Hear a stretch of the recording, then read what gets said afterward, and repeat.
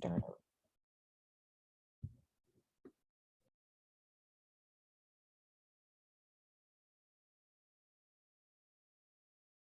Hi, Georgia. Thanks for joining us. Hello, you're welcome.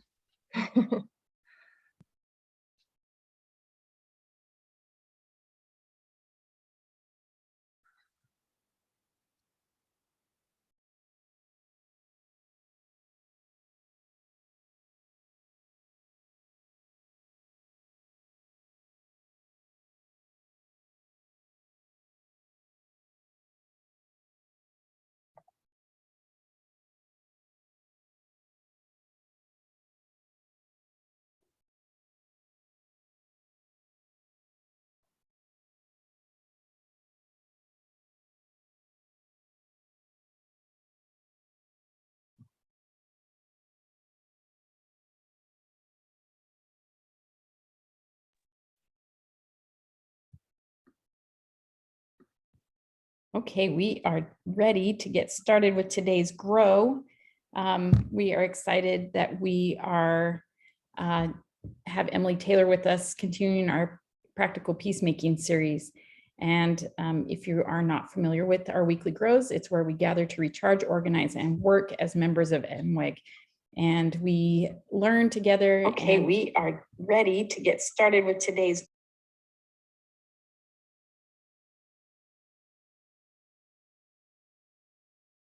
Always that mute.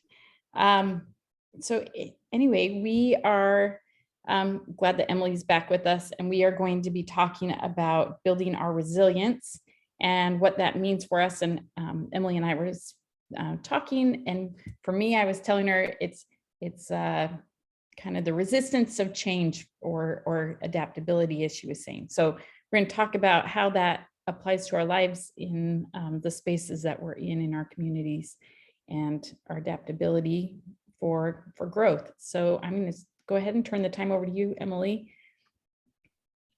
Thanks so much, Rachel. So a little while back, I gave a presentation on ambiguous loss, which is this idea of there's losses that don't really have an end in sight, or say you're taking care of someone who is physically present but psychologically absent. Anyway, stemming from that research, it was led by Dr. Pauline Boss, who was a professor at the University of Minnesota. She talked a lot about how when there's not an ability to have closure, what we really need to do, instead of wrapping up a problem in a neat package and then sending it off and being done with something, which is probably unlike most political issues and most family issues, we instead need to strengthen or build our resilience. So that's where I've been thinking about this idea quite a bit. So I hope you'll let me share some personal thoughts, and I hope that you'll be participating as well, sharing your own thoughts about this topic.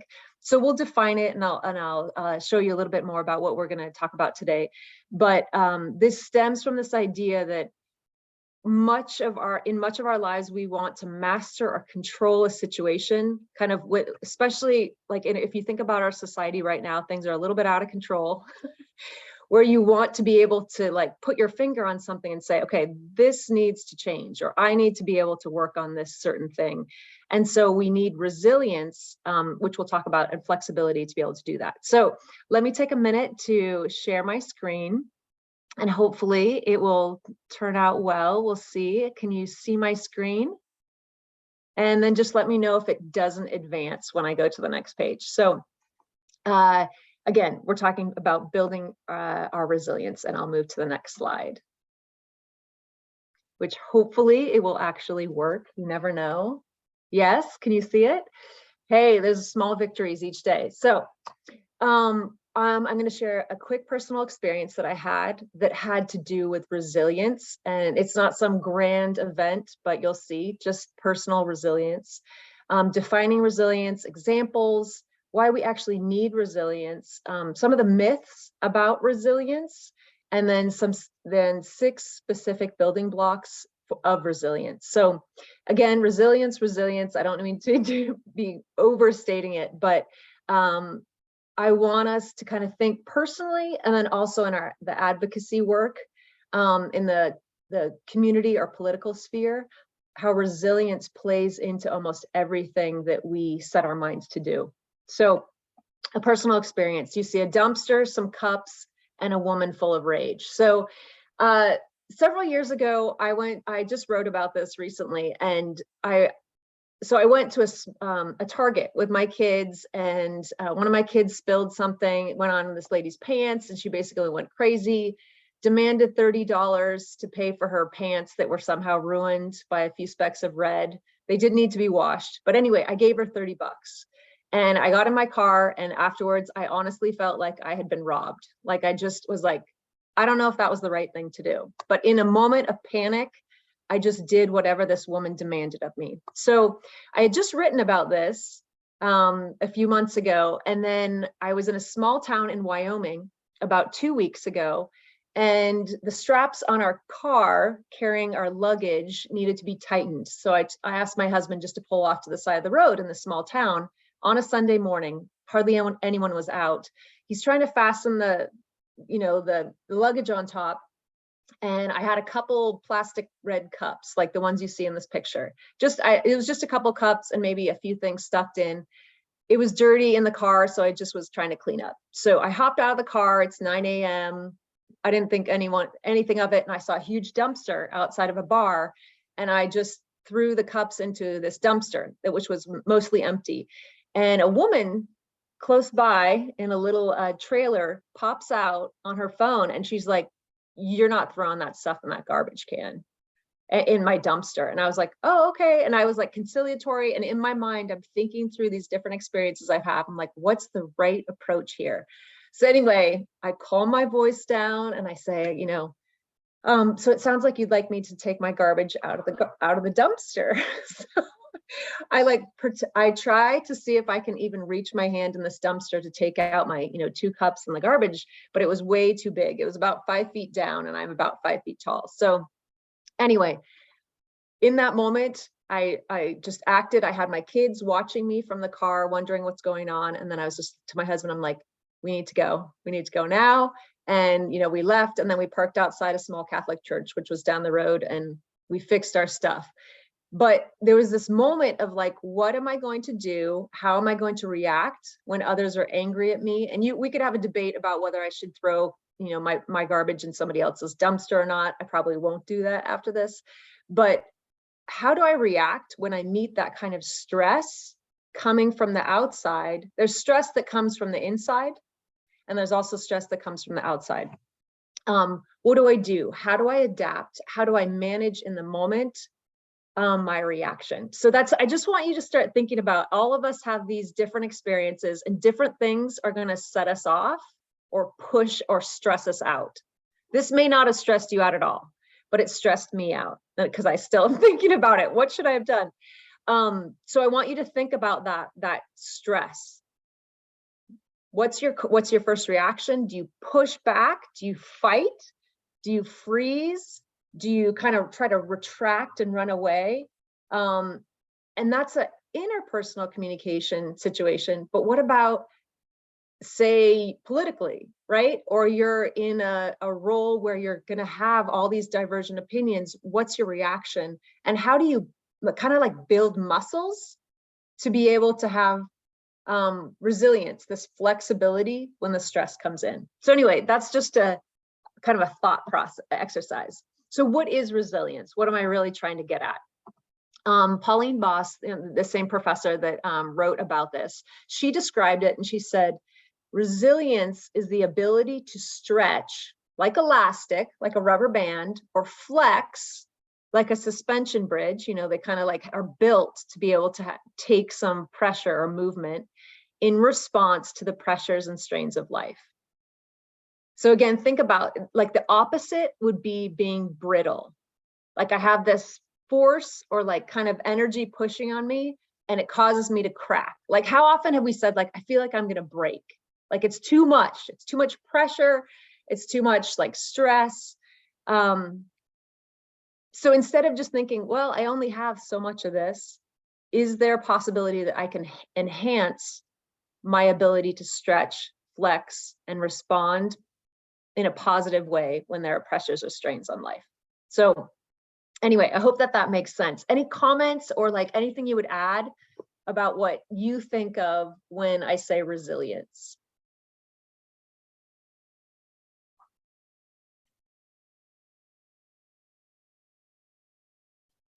Anyway, if something comes up, let me know. So I wanted to give you a few examples. There are as many examples as there are people and personalities and backgrounds, but these are just a few that I thought of. Forgiving someone who has hurt you over and over and over again. Thinking about even the best of relationships, you're going to have repeated offenses just because of kind of native personalities and like lifestyle choices. So what's your response? Do you have a reservoir of resilience to respond flexibly to that? Or is it going to break you if you don't have a better response? I was thinking about, I've been let go from not a lot of jobs, but when a job has, ended, a calling or something has ended, it takes a tremendous amount of energy and flexibility to find the next thing that you want to do. So do I have this ability to adapt to the change in my identity and my role? I personally, during the past year, have had a tremendous amount of kind of needing to flex, going from, I was running basically an office and had people working for me and I had a lot of connection, to going into a very solitary studying mode where I have to find my identity from something else, kind of internally. Like I have to be telling myself, oh, good job. Like nobody else is telling me it. So there's a resilience of being able to go to the next cycle or season of your life. And that is constant. I think about friends who've had maybe not even cancer once, twice, again, a woman next door, she just finished her last round of treatment. And I think about the resilience that she's shown, just getting through it. Sometimes it's not doing anything beyond surviving these difficult things. And then this last one, this one, it may sound so simple, but listening to others and like hearing someone out first. That feeling of when you're like, I know what I want to say, or I could say something that would really like shut this person down, but I'm going to listen and I'm going to allow you to get it out and I'm going to ponder what you're talking about. And that takes personal resilience. It takes almost like a muscle to be able to restrain myself and not start immediately thinking about what my response is, but to actively listen to what someone else is saying. It really does take some flexibility. I don't know if you've had people, yell at you or even just people subtly snub you, but it takes some resilience. Anyway, Rachel, let me know if there are any comments, but I'm happy to stop at any point. But these are some of the examples that came to my mind, but I'm hoping as we go along that you'll think of some of the examples in your own life where you've either demonstrated resilience or you feel the need for more resilience, right? Yeah, we have one comment about listening is hard. Listening first is not easy. And I was just thinking that pause, when we're listening, and that pause for me, it's the reaction, the not being so quick to react and to comment back. And so that listening is hard, but also the pause in between of how am I going to answer this or react to what I'm hearing or seeing or what, so as you're telling those stories, I'm thinking of other scenarios similar for us, that it's like the difference of personalities and people and how they react is interesting. So I'll keep you posted, but okay, yeah, it's tricky. Yeah, well, Rachel, I was reading through some of Viktor Frankl's writings about this topic. Viktor Frankl having gone through the concentration camps and then written quite a bit about it, about finding meaning. But he talks about that space between a stimulus and a response, right? You're having something come in that's a threat, perhaps to your well-being. And then how do you pause and then make an adaptive response, right? In a way that's going to be constructive. But I think that's a challenge for all of us. So why do we need resilience? I think it's kind of a rhetorical question, but I'm just going to throw out a few things that I thought of.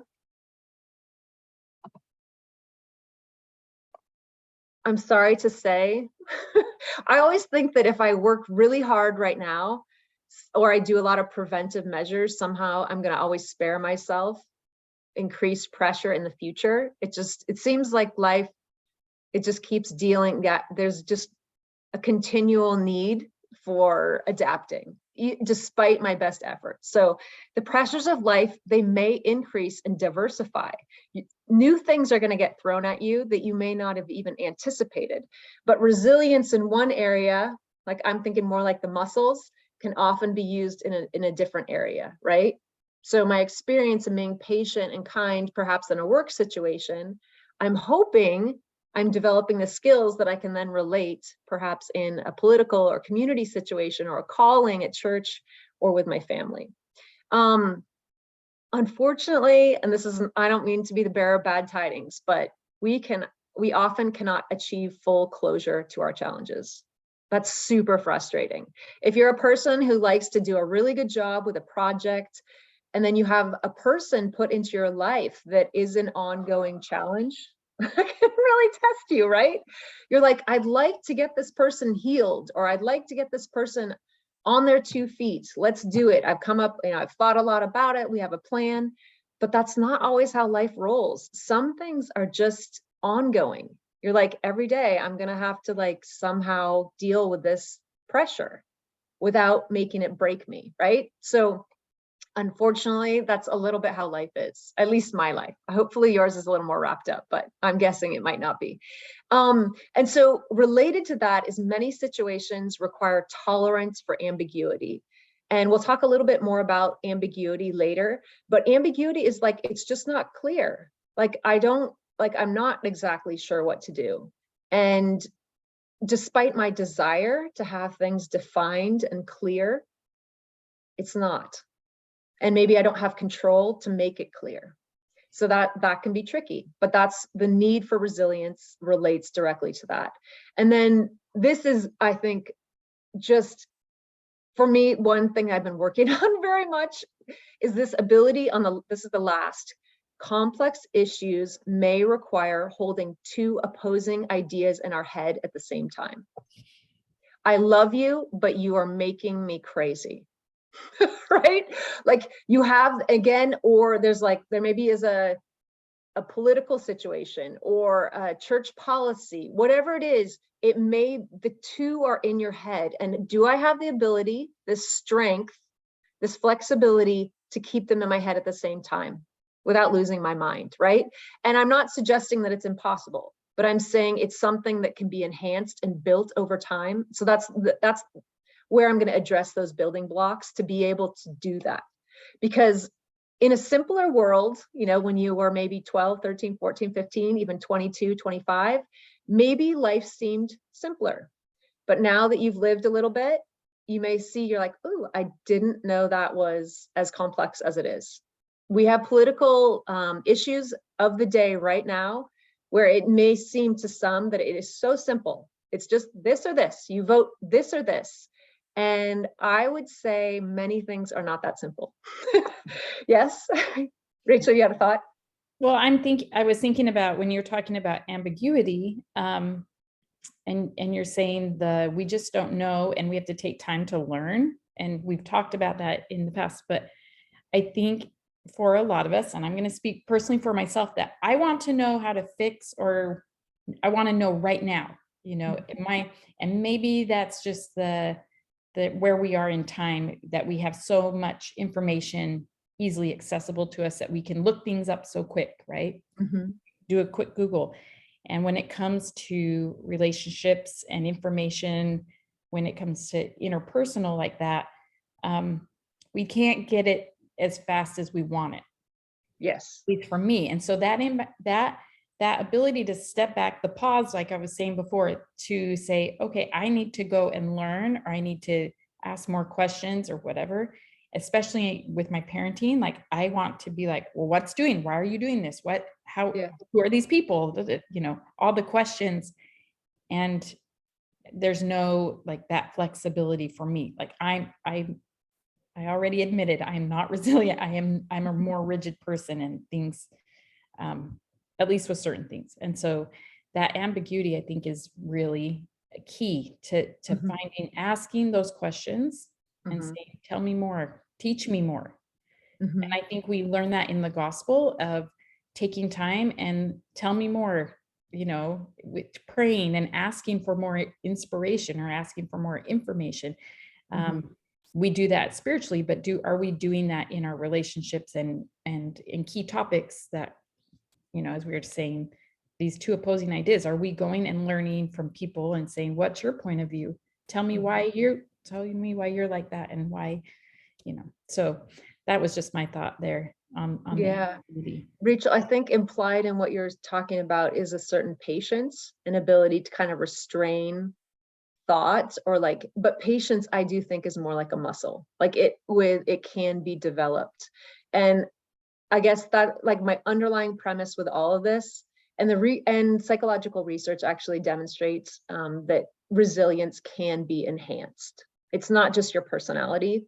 I don't think that that's a good like, it's good to understand who we are, what we're starting with, but you don't have to just end with what you have, right? Like you can develop and strengthen these skills.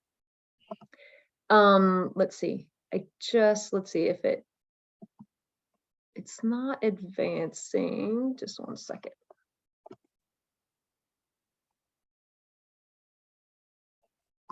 There we go. Okay.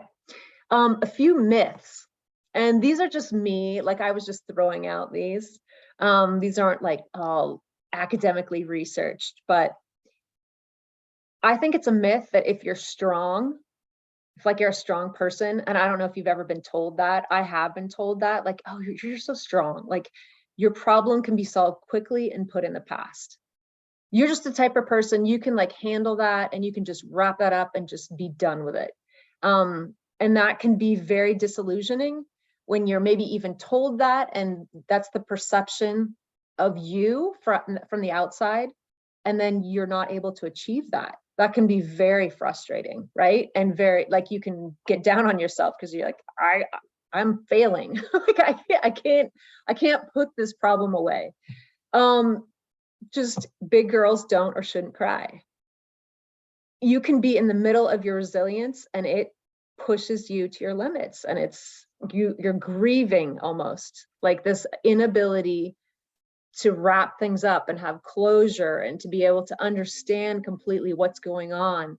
But there is emotion and it's real, and I don't think we need to shame ourselves about it. This relates, I mean, a little bit more just to loss, but I see loss in a lot of different areas. You could have a loss of like what you imagine the future to be like. Say, even with changes politically and decisions and things that have happened in our country or other countries, where you're like, wow, I never would have expected this to happen, or I expected this to happen and now it is happening. And there's a grieving process that goes through it. Just to know that there's not necessarily all the same steps, a common pathway for every person that's going to be similar. You may grieve or have to deal with disappointment in your own unique way, and to be accepting of that for yourself. And then this one for sure, being strong, this is a myth, means that you shouldn't need support from others. We've inherited culturally a lot of ideas that have put this emphasis solely on the individual. I love the fact that I have individual freedoms and I can make personal decisions that influence my life very directly. But being strong, it's a myth that you should have to do it all by yourself, or that you can. Much of what we need to learn in this life is relational. And we're going to talk a little bit about what that actually looks like, or what that means for our support. So building resilience, and I'm throwing this out, this is a myth, building resilience requires some relational connecting, right? To see yourself within your relations and then enhancing those relations, and not just expecting yourself to somehow be so strong that you don't need anyone or anything else. Anyway, if there are any thoughts on that, just put them in a chat, and then Rachel can let me know. This, I'm hoping, this is what I had presented before with ambiguous loss, but these are the building blocks that we're going to talk about that help and strengthen resilience. Finding meaning, tempering mastery. Mastery is our belief that we can control all outcomes. I have this, and we'll talk about these one by one. Reconstructing identity. We have events or situations that threaten our identity. Maybe in the family, it may be politically. I was just thinking that I had once identified exclusively with a certain party, and then over time have just been like, I'm kind of an independent. So what do independents do? I'm not quite sure, right? So you, like, again, there's several different layers of identity, but those may need to be reconstructed to adapt to different situations. We're going to talk about ambivalence and differentiate it from ambiguity because they are different. And then revising attachment. So how do I respond to these different dynamics in my life, different people and groups that I belong to that are changing as well as I am changing? And then discovering hope. When there's loss or disappointment or severe pressure that comes in and causes you to have to flex without breaking, you might need a reason to look to the future, that there's something positive that you can see out and on the horizon. So first, this one of finding meaning. Meaning simply is, can I identify and make sense of a situation, especially if it's difficult? And like I emphasized, meaning is found relationally. It's found in our community. There are things that are going to happen in your life that may not make sense when they're happening. And that's perhaps where that patience comes in and having that space. But eventually we're going to have to integrate and have a clear narrative. There's like, again, like say you were in, Dr. Boss had worked with 9/11 survivors. And she, instead of doing therapy just one-on-one or like with one family, they did individual therapy, but then they brought survivors together. And as they started to share with each other, they realized that they had things in common and maybe some things that were different, but relationally, they could help each other make sense of a terrible thing that had happened to them. So MWEG is kind of that kind of group in a way, as we have had to flex and deal with a lot of difficulty in the political sphere. There's been this opportunity to share and create new identity individually and then also in a group, if you think about that. So just think, MWEG in and of itself as an organization has helped people find meaning, at least for me. That's been part of, I didn't really know what I was politically as things were going along. And then I've had a framework and a group of people to work through that. So just if you can think about that in your own life, not necessarily politics, but it could be politics where relationally you've had an opportunity to find support, even contrast, to figure out who you really are now, because it's dynamic. Any thoughts? Well, so we had a comment talking about affirmation for about being able to cry when we were talking about the myths of resiliency, and saying that when we stifle emotions, it makes us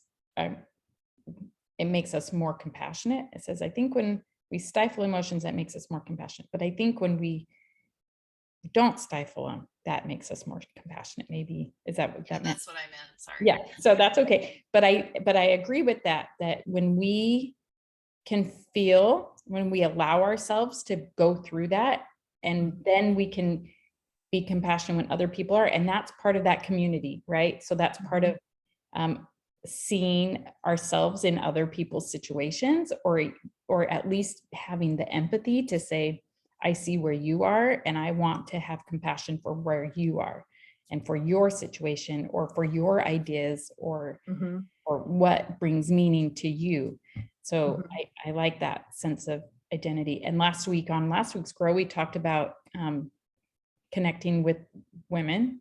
And we had some comments in there of what the MWEG community was and how it, what it meant for other people and their relationships with other people through this organization. And I think that has helped, from the comments, has helped a lot of people find a space, and say, yeah, actually, I think this is where this feels familiar and this feels safe. And I think that's one of the benefits of MWEG, is that we find meaning, like you say, relational meaning in this community. So yeah, no, that's fantastic. Thanks. So Emily, this is Georgia. Yes. I have a quick question about the finding meaning. Yes. So when you're in a situation to help you find meaning, does that mean you need to seek out other people that are maybe experiencing the same thing as you are, or a similar situation to help you understand what's going on? Yeah, let me flip to the next slide. So what helps? So sharing and shifting the narrative. So you have someone, like, you're talking through like what this is, but like Georgia, like your comment that you talked about, like not stifling the feelings, but actually letting them out, naming the problem. Like you can't find meaning in something until you're like, this is what's going on. Like, I thought that I was X, but I actually don't really believe that anymore. And when you name it and you kind of like bring it out into the light, then you can start dealing with it and processing it. So some of that may be individual work, but some of it also may be in relation to others. I often think that I don't just benefit from others believing exactly as I do, but if I'm with others, I sometimes see the contrasts with others that allow me to see myself better. Does that make sense? It's almost like a mirror a little bit, like, oh, she's super passionate about that. I kind of have thoughts about this, but I'm really worried about this. So shifting and sharing the narrative, like I was saying, those 9/11 survivors, when they all started talking with each other, or in MWEG, when you start sharing and talking with each other, you're like, oh, I'm not the only one that thinks like this. I'm not the only one that's worried about this. And then naming it and being like, this is one of the things I've been thinking about. It's been in my mind. Is there anything, does that get to what you're asking, Georgia, or is there? Yeah, so are these processes that you maybe could go through on your own, like the naming the problem, Yes, for sure. perceiving stuff? I mean, all of these are things like that you could probably work on your own. Yes. You wouldn't have to bring in a community to assist with. Yeah, you don't need to, but I think at least especially when there's been loss and disappointment, like if there's been some kind of severe difficulty, it helps to have the relational aspect. Does that make sense? So it's not required for you to find meaning with all these people around, but you're going to find more meaning as you develop relationships and kind of work together on the things that matter to you. Does that make sense? Yes, thank you. Okay, sure.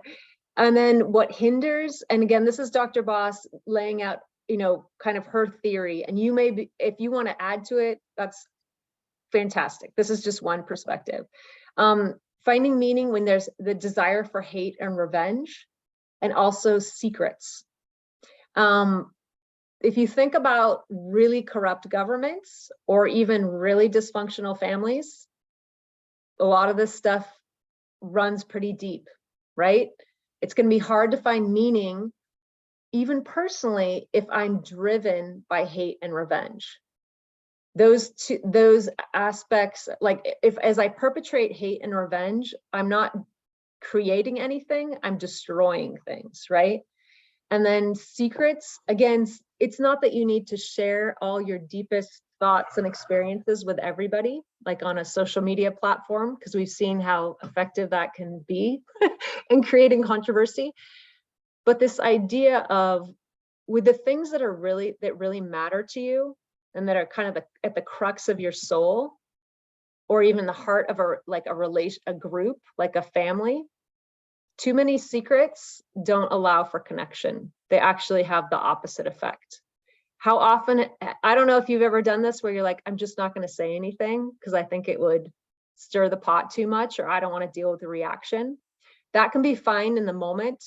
But if I extend that out in my most important relationships and I keep secrets, it might be hard for me to feel intimate connection with those same people. So there's a balance, but at least according to this theory, the idea, those can potentially be things that hinder finding meaning in your life.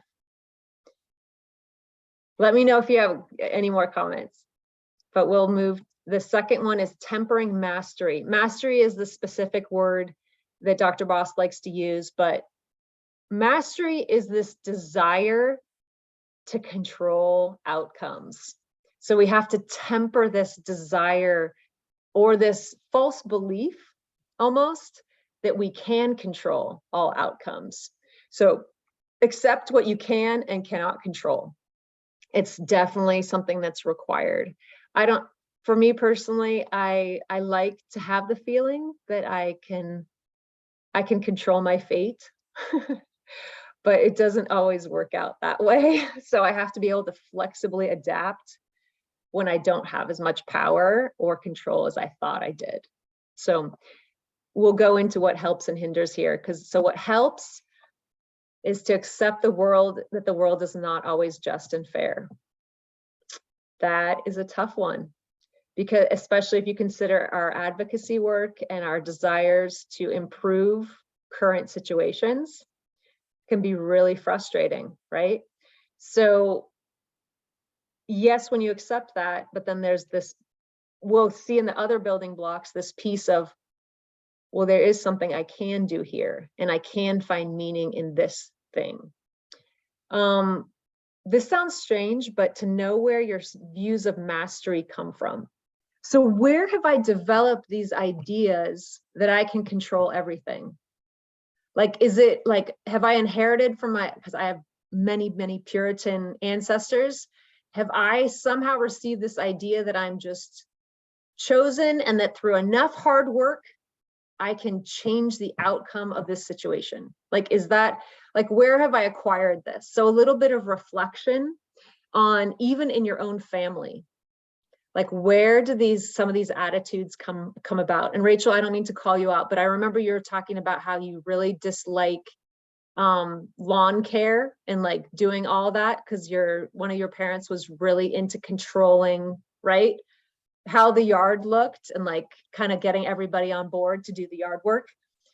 You're like, I think I know where that like kind of like resistance to doing yard work comes from, because I had someone kind of trying to make me do something that I didn't want to do. I'm just it's definitely generational for sure. And yes. So now I control the yard work. So I do it, but it's definitely now it has to be done my way, because that's kind of just how it was. But yes.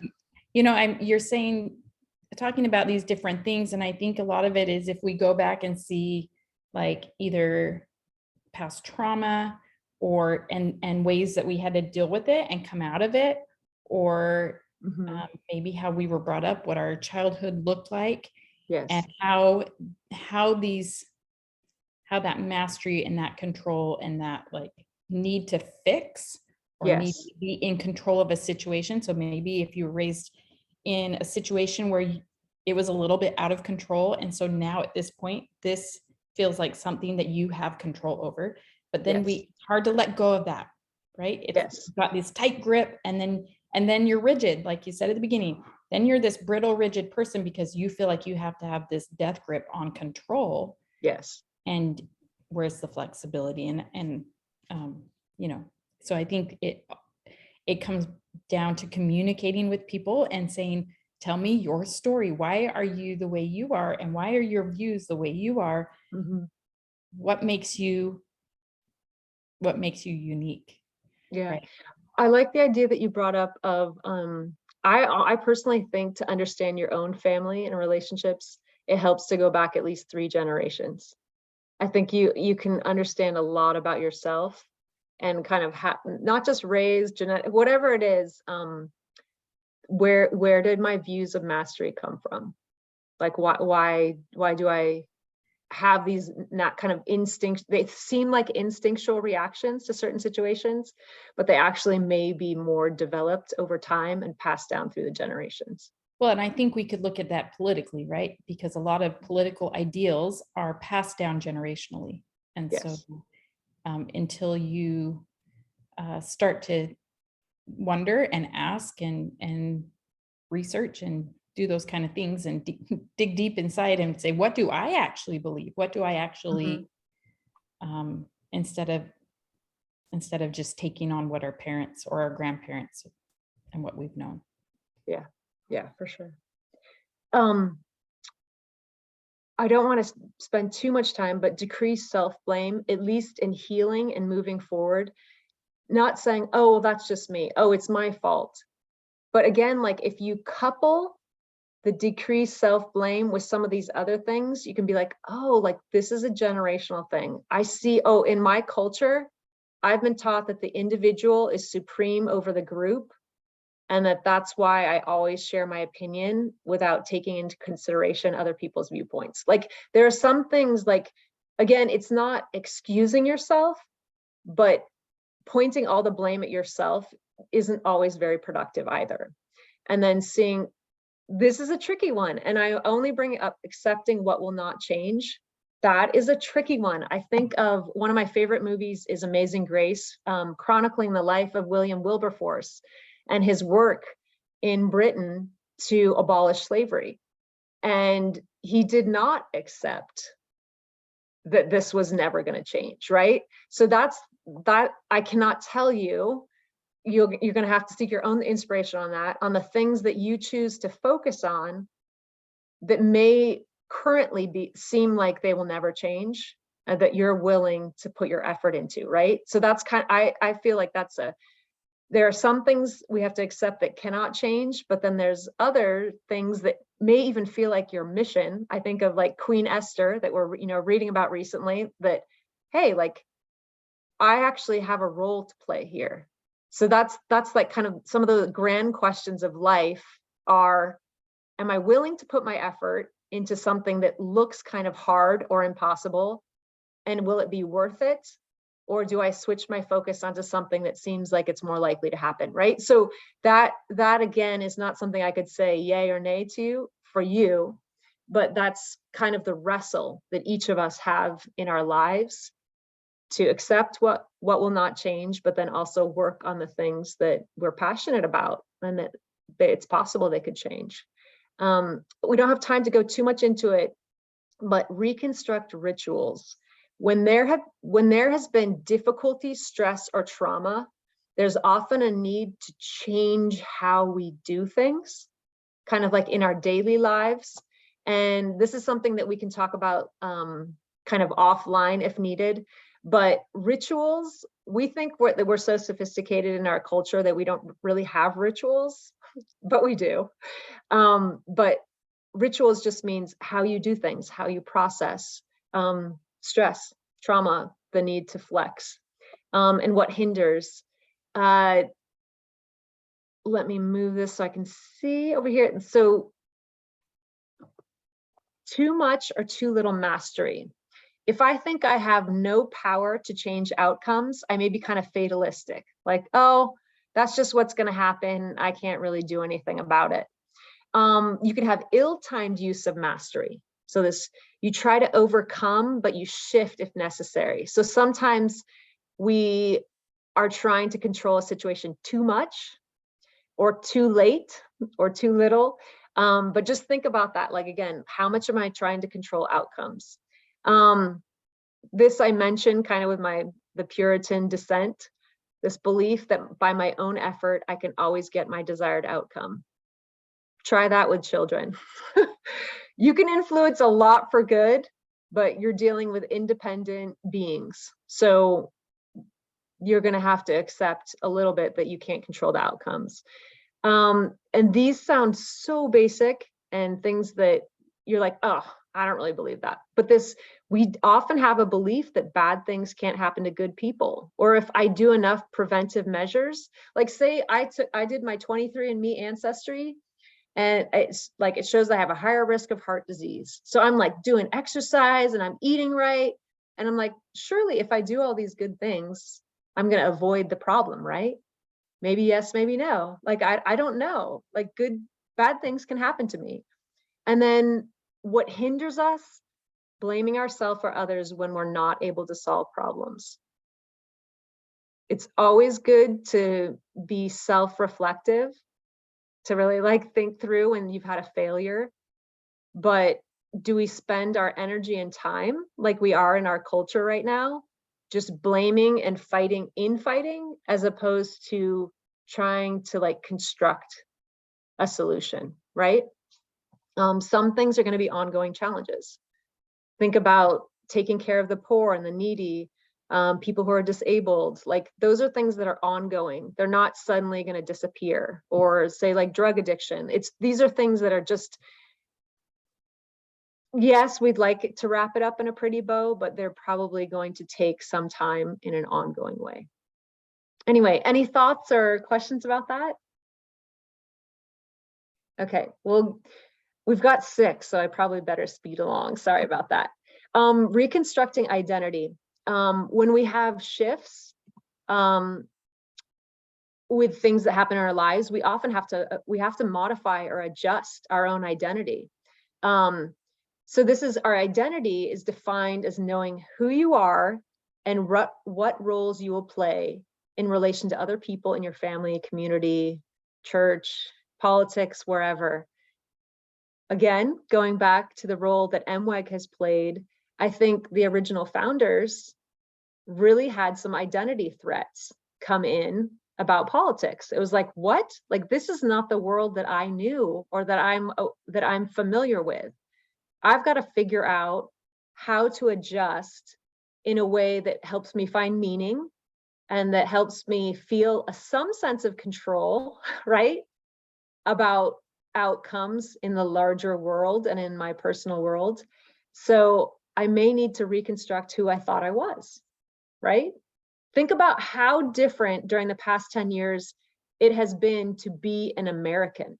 Just saying you're an American out in the world, that has, at least when I've traveled, I felt very differently about being an American, as I, compared to when I traveled outside for the first time to Europe when I was 16. I came from California and felt like I was the golden girl, right? And then suddenly I travel again and I'm like, woo, okay, just keep your mouth shut. Try to like help people understand that there's lots of issues out in the world. And so reconstructing identity it's a very real thing for us. Anyway, let me know if you have any comments, but I'm going to go to the next page where what helps and what hinders. So hopefully you can't, I'm just moving my little thing around. This is more in terms of family, but what helps us is to define family boundaries and broaden family rules for problem solving and reconstruct roles. Have you ever had to do that? Say, like, I've seen that even as I've gotten older and my parents have gotten older, it's switched to more care. I feel like I'm more caregiving with my parents than before. I used to expect them to take care of me, and then I've had to adapt, right? I can keep expecting them to take care of me, and if they're not able to do it, I can keep being disappointed, or I can try to figure out a new role based on the new dynamics. Not to get too belabored into this, but when we have stresses that come into our families, our politics, our local government, we sometimes have to focus on, okay, what do we all agree on? Positive family themes or positive community themes. We're not agreeing on this stuff anymore, but where's the overlap? And then together create new rituals around that. Again, a lot could be said. I could do a whole presentation just on this one little slide about how we do this, but somehow we have to construct shared values and views. I mentioned this in a different presentation, but there's Zenger Folkman developed, it's like, I think they developed it. It was ladders of inference. So when you don't agree on the more specific values or traditions, you have to go down the rungs of the ladder until there's a place that you agree on. For example, say in your family, one person is no longer identifies as religious. They may still identify as a very service-oriented person. So instead of having all your family rituals based around being part of that religious organization, what if you had some that were focused on your shared humanitarian ideals, and you always did service, you know, the day of Christmas or something like that? So you may not be able to do the specific old ritual, but you may be able to go down into a rung of values that you share in common with that person who is no longer identified as the same as the group. Does that make sense? So we seek commonality and we refuse to see people without any common humanity with us. That makes sense. So the things that hinder us from reconstructing our identities ourselves or with each other are discrimination and stigma, forced uprooting. We suddenly just plop, you know, one person into another area. That can be complete trauma. Isolation and disconnection. Identity is often, it doesn't have to be, but it can often be greatly enhanced through relationships, right? We know who we are kind of in association with others. So if we hang on to one absolute identity, we're going to really struggle. If someone in our system drops out of that identity, or say, for example, like I was describing my experience of going from running an office and having a lot of influence with people and a lot of relationships to suddenly I'm just a student and I have no, like, I don't have connection. So if it was only the mediator or the person running the office and I wasn't all these other roles, I might really struggle when there's a shift. And if we resist change, it's going to be hard for us, right? But that's kind of the opposite of resilience anyway. So, which we're trying to get at. Normalizing ambivalence. Again, this is going to be a lot of information. You're not going to remember probably 90% of it, but just try to pick out one or two things while we're going along that perhaps you could use. So I'm going to at least define what I'm talking about. Ambiguity is a lack of clarity. I'm not sure what I'm looking at. I'm not sure what this is. Ambivalence is when you have conflicted feelings and emotions. Okay, so you're like, I'm not quite sure. Like, I'm hungry, but I don't want to eat right now, or whatever. Like whatever. It's like I'm going back and forth. It's those two opposing ideas or feelings going on at the same time. So what helps or hinders? Normalize. This sounds weird. Normalize your guilt and negative feelings.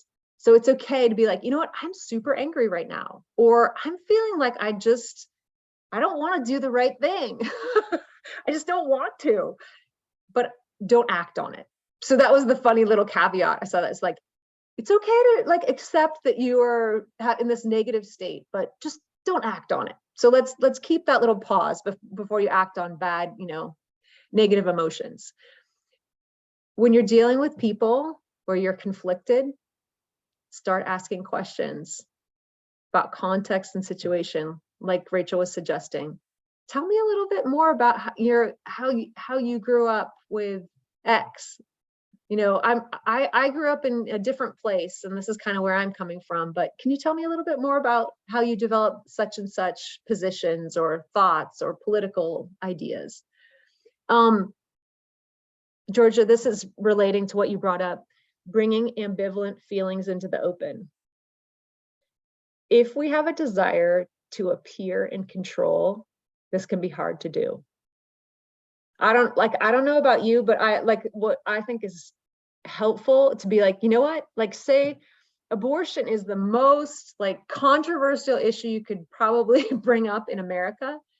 But as I've had an opportunity lately on occasion to bring up my thoughts, I've realized how many things I've been balancing in my head. Does that make sense? Like all these different there's doctrinal ideas, there's personal experiences, and like things I've read. But as I've brought it into the open, it's allowed me to process them. When they're kind of like stuffed down, nothing ever really, there's nothing constructive going on there, if that makes sense.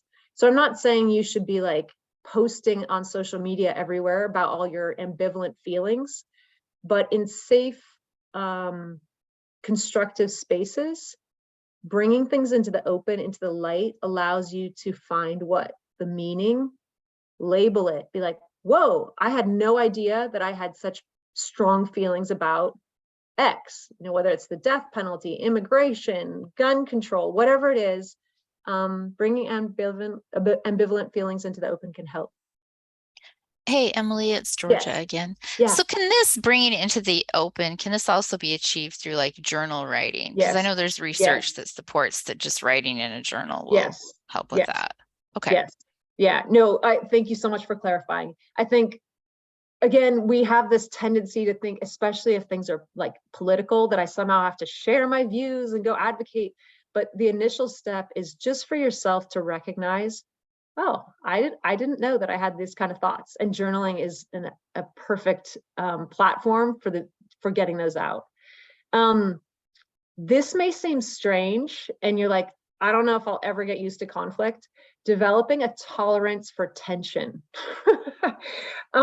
When I became a mediator, I became a mediator because I don't like conflict. That sounds really strange, but I wanted to learn how to get rid of it. That was my goal.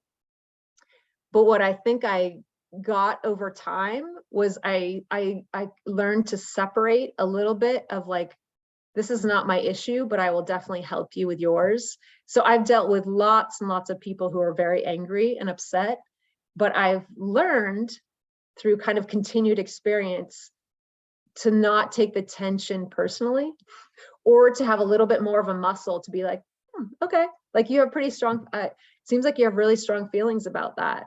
And like, not to be jaded, but it is a tolerance. But I've become accustomed to it through more experience, and then also learning skills that allow me to separate somebody else's source of tension from me. Again, that's a long time process, but it has been interesting to notice that in myself. So what hinders is if you don't look at the root causes of your ambivalence, it's going to be really hard to deal with it. So like Georgia was mentioning, journaling, self-reflection, pondering, conversations with people you trust to kind of bring it out. Don't let it all like stay so deeply down inside of you that it causes you continual stress, but there's nothing constructive going on. And then this may sound strange, but if you notice in our culture, we have certain ways that are acceptable to cope with difficulty. Like, oh, she went on a trip, or she started exercising more, or now she's on medication, or whatever. That's kind of how you deal with these difficulties. But to be a little bit more liberal with allowing others to cope in different ways with things that are hard for them, or to allow yourself to deal with stress in perhaps creative ways. And I won't go into more than that, but just think about in our culture how there can be very strong constraints about how to deal with conflicting feelings that may not be healthy. That's all I'm going to say on that, but that's a topic that we could go into for a long time. Okay, 5, revising attachment. This can be tricky. Again, think about the roots of like the beginning of MWEG. Say you're a staunch Republican or a staunch Democrat, and then you have this political upheaval and you're like, oh my gosh, like this is not how I thought the world was. Or my people, the people I thought I belonged to, did this and I don't feel a part of them anymore. I don't know. I have to kind of be able to adjust my social relationships. Yes, my self-identity, which we already talked about, kind of identity reconstruction, but I have to be able to somehow be close to people again with these changes. So do I have the ability to revise how I feel connected to people. And if you're a parent, that's continual. And if you're, I feel like even my mother, like I have a very different relationship with her than I ever have had before, but it's been revised and adapted over time. So what helps to revise attachment? I love these little fancy words in the academic world, dialectical. So all it means is, am I able to consider opposing thoughts within myself and within other people? How often do we criticize other people for being flaky? How often have you heard in the political world, flip-floppers? Have you ever heard that before? Complex issues often incite kind of flip-flopping or like vacillating, depending on the kind of the political climate where things are turning. But can I hold those opposing ideas in my head? I love this child, but this child is driving me nuts. Or this child is on a path to destruction, whatever that is, right? Like I have to be able to hold those two together. This was interesting, watching out for no talk rules. And this is kind of Dr. Boss's specific language, but are there somehow rules that say I can't bring this out in the open? Are there rules that say or imply that I can't have different thoughts on this issue? Is that helpful or not? Probably not. Like I need to somehow get this out. This is a little bit more specific and we don't need to dwell on it, but moving from despair to protest. All she means to say is when you start protesting things that bother you, you're at least acting. Remember about the fight, freeze, or flight? The idea that you're at least acting is going and trying to construct a new way is helpful. And then this may sound strange, but we need rituals for mourning losses and heartaches. In our culture, how often do we just be like, oh, just forget about it. That's over. That's the past. Have you ever heard that in the political world? Oh, that happened a long time ago. We just don't need to worry about that anymore. I guarantee the people who have been through the loss or the heartache, there's some need to memorialize and to remember so that they don't forget their identity, or perhaps kind of key moments that help them become who they are. And you probably have had your own tragedies and losses that might be helpful to at least memorialize in some way. Hindering. This may sound strange, and I don't mean it to be over technical, but if we overemphasize, like we do in America, especially because I've lived in several different countries, and we tend to try to create our identity separate from other people. Does that make sense? Like maybe another culture tries to have more of a group identity, and then the individual's kind of struggling to be unique.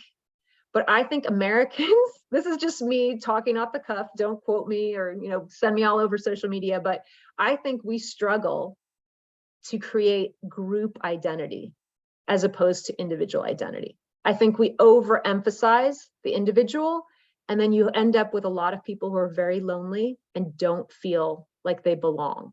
So in attachment, just be careful that you don't completely emphasize the individual identity over the group identity.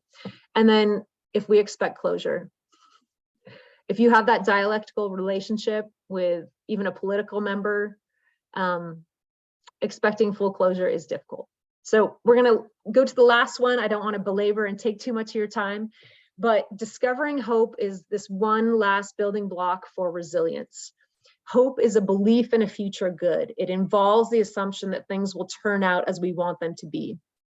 And Pauline Boss had this to say about it, which I thought was helpful. She says, we need to find something new and positive to look forward to. Some other human connection and a cause beyond ourselves that has meaning. Hope leads to meaning and meaning leads to hope.